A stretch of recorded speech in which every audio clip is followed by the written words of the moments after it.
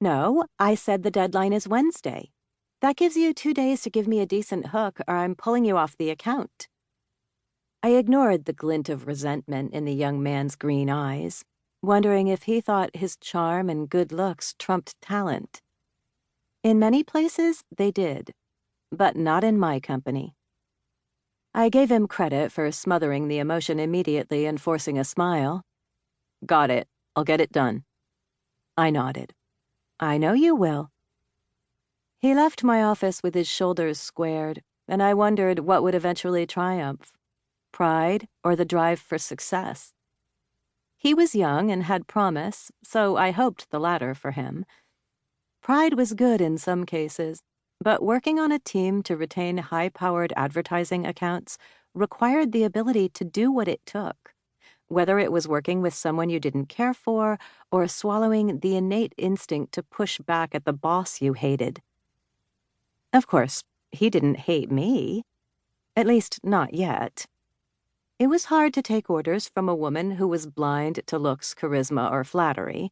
I'd learned that lesson early, and ran my F&F advertising with a ruthless efficiency and cold-mannered sharpness that made me one of the best in the business. I'd even managed to snag a spot on the top 10 women to watch in business list from Fortune magazine. Too bad I had no time to enjoy it. I glanced at my watch, my mind furiously clicking over the day's crammed schedule. I'd have to work late again, but it'd be worth it once I nailed this new account. I headed to the conference room for a meeting with my team, my sensible, low-heeled shoes clicking on the hardwood floor. Layla and Kate were already perched at the polished table, laptops fired up and endless papers strewn around. Morning, boss, Kate said, motioning toward the chair next to her. Figured we'd be eating lunch in again, so I had Jessica get your usual. Thanks. I took a sip of my Voss water as I sat beside them. I lived on water and grilled chicken salads, which was the easiest fuel to shove into my body on limited time. Where's Adam? Running late, Layla said, shooting me a smile. But I don't think we need him for the brainstorming session. Better to get his feedback on the social media after we have a few solid concepts. True.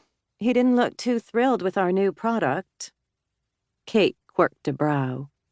He's been begging to sell something sexier than kids' lemonade. Layla snorted. I told him anyone can sell sex. It's not even a challenge.